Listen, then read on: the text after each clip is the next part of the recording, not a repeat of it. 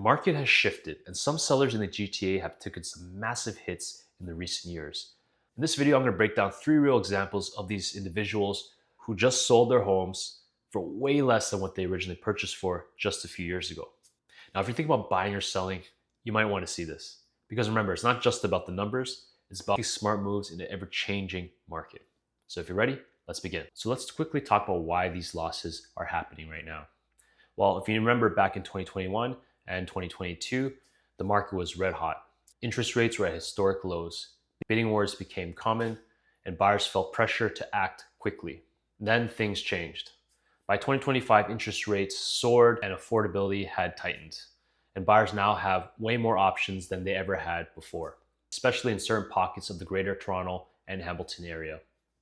And as a result, some sellers and investors are cashing out at a loss. So now let's take a look at these 3 examples that paints this picture. So property number 1 is in Ajax. It's a semi-detached. It was originally bought for in January 2022 at the peak of the market for $1.2 million. Fast forward, just this month in June, it was sold for $815,000. That amounts to a $385,000 loss. But let's take a look and see what the reasons are for why this property may not have sold at a better rate than its competitors. So here's just a couple of photos just to take you through the property itself. So right away, just this in itself stands out to me, knowing that in this case, you have a window that doesn't really bring in the natural light that you would expect. So that's kind of a downside there. Here we have the kitchen dining room area. It's a little bit smaller than what I would typically expect for when I'm paying upwards of $1 million for a home. It looks like a lot of these are originals and they were not changed. The flooring looks out of date, a little bit too closed off for me personally in terms of what I like it to see in a kitchen. Let's keep on going forward. Here we have the upstairs. So second flaw, in my opinion, is just seeing carpet. So you have nice flooring on the ground floor. In the upper floor, you have carpet throughout. And again, this all looks like the original from when it was first purchased. And obviously when buyers have the option to not have carpet, typically that is the case. A lot of people have pets, some people have allergies, so hardwood flooring, laminate flooring is still the preferred choice. Here you have the bathroom here with tub and tiling, and you have, the vanity, which could use an upgrade. I would just even paint these doors just to really make it stand out. You have the bedroom on this side. It's a little bit small. Second bathroom here. And then you have the backyard. So it's decently sized backyard for what you're paying for. So that just tells me right off the bat, carpet needs to go. It needs to get better flooring. Kitchen needs a renovation. So for those reasons, I could see why it took a little bit of a hit.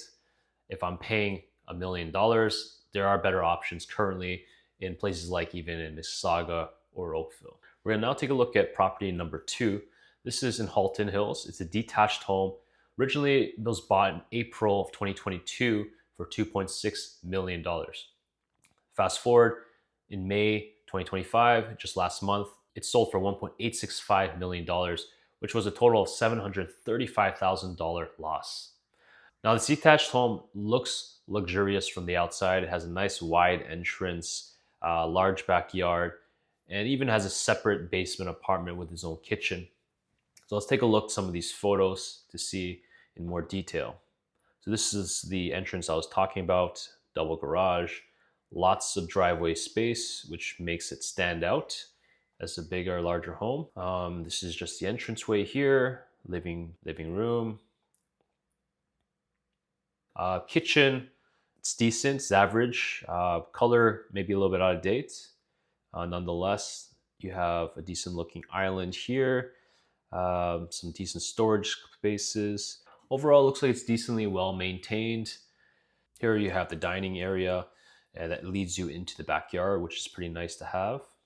Lots of pot lights, that's good. So this kitchen layout for me personally, it's not really, I don't get the $1 million vibe from it. It's a little tight. I really like wide open spaces. So this layout for me is not the most ideal for a kitchen.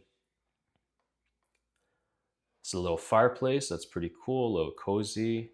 Bathroom, number 1. So new flooring, got a lot of good storage.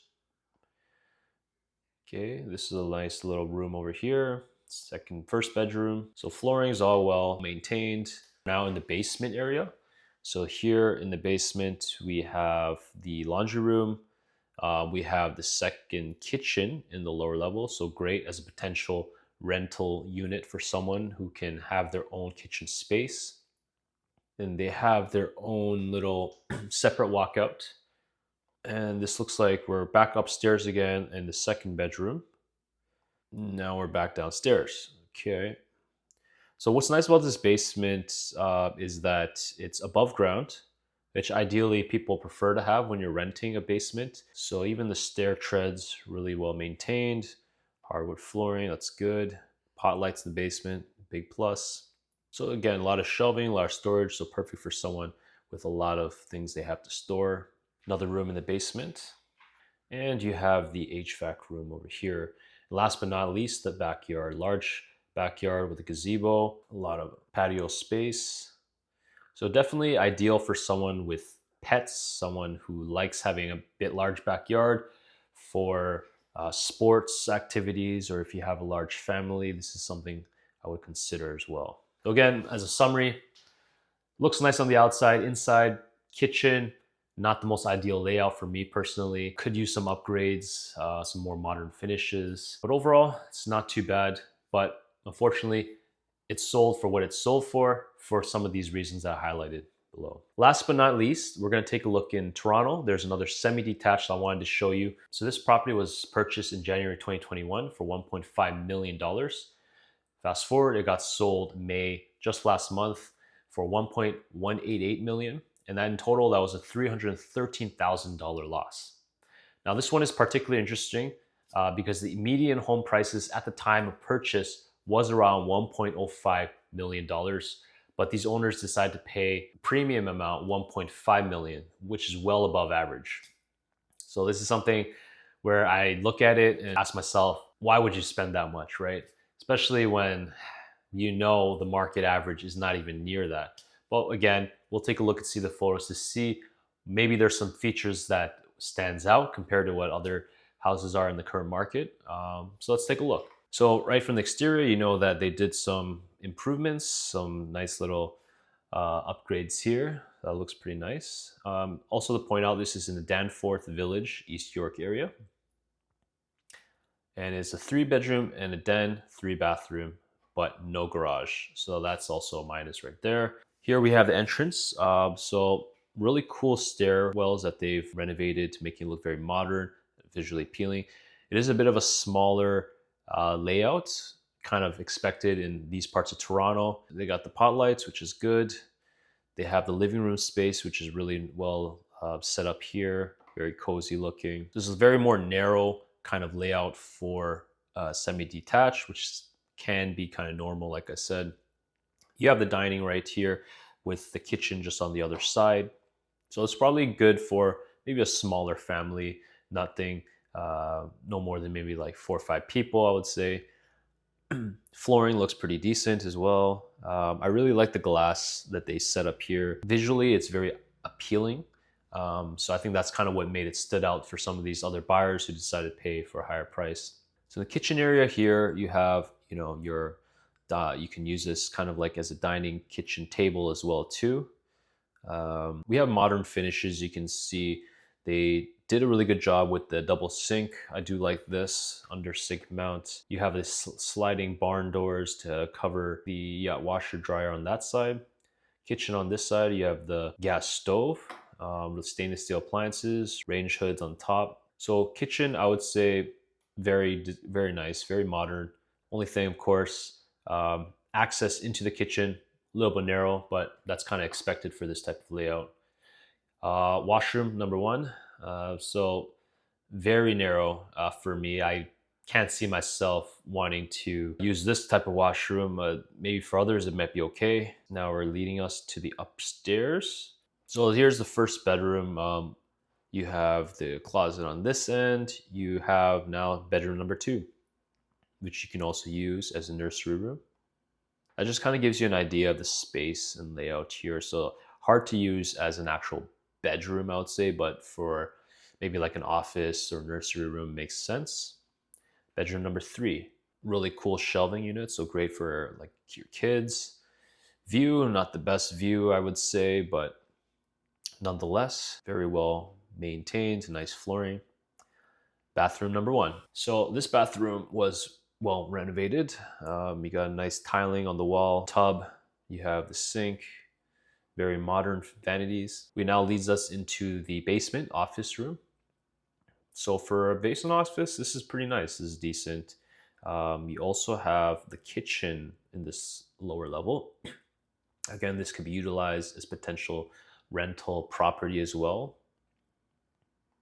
So I always loved seeing pot lights, especially in like the darker areas. Brightens up each of the corners of the room, which is what you want to have when you have a basement too. Stainless steel appliances. So for kitchen, they did a good job. Both kitchens. Here's another angle here. Really spare no expenses for the appliances, so that's good. And this also looks like either a mudroom or another bedroom with this folding down to allow you to sleep on, almost like a Murphy bed style. So here's the basement level bathroom with the stand-up shower. Very good design. So these guys know how to really pick up really good design fixtures and finishes. Laundry room separate in the downstairs. This leads you then into looks like the balcony area.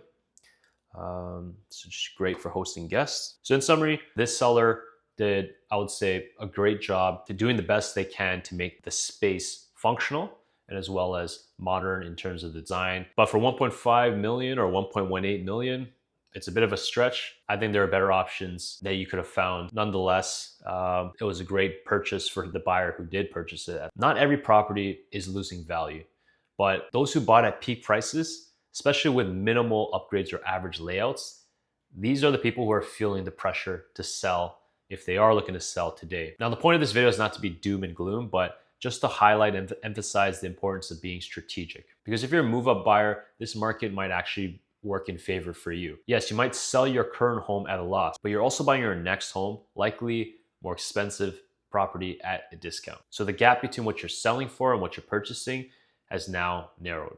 And that's a rare window of opportunity. So if you want to avoid making these same mistakes and you're trying to figure out what your next steps are, book a call and let me help you go through your step-by-step process into the next journey.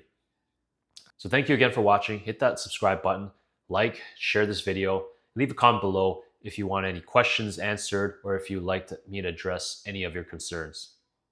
And check out my last video where I talk about 3 properties they can actually afford in the GTA today. Until then, see you on the next one. Cheers.